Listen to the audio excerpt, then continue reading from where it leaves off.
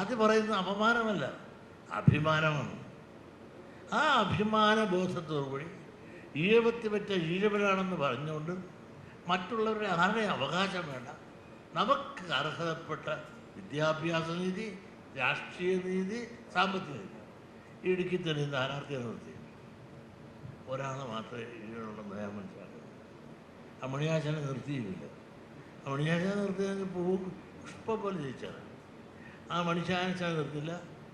എനിക്കറിയാവുന്ന മറ്റൊരു സുഹൃത്തിനെ നിർത്തിയത് ഒരാളാണ് ഇവിടെ ഉണ്ടായത്. ബാക്കി ഒരൊറ്റ ആളും വേറെ ഓരോരുത്തർ വീതം വെച്ചെടുത്തപ്പോൾ ഇടുക്കി ചില സമുദായങ്ങളെ സ്വന്തമായി മാറി.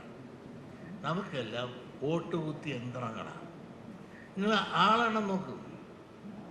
ആളെണ്ണം നോക്കിയാൽ നമ്മളെ പരിഗണിക്കാനും നമ്മളെ പരിരക്ഷിക്കാനും മാത്രം ജനസംഖ്യയുള്ള നിയോജക മണ്ഡലങ്ങളിൽ പോലും സംഘടിത മതശക്തികൾ നമ്മളെ തഴഞ്ഞുകൊണ്ട് അവിടെ ന്യൂനപക്ഷങ്ങളെ സ്ഥാനാർത്ഥിയാക്കിക്കൊണ്ട് അവരുടേതായ ഒരു സാമ്രാജ്യം കെട്ടിപ്പടുക്കാനും ഈ ഇടുക്കി ശ്രമിച്ചു, കേരളം ശ്രമിക്കുന്നു.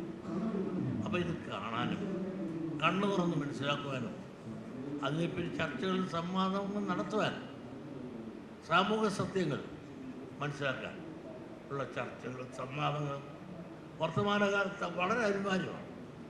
അതിന് നേരെ ഈ ആളെല്ലാം അത് പ്രയോജനകരമാകണം.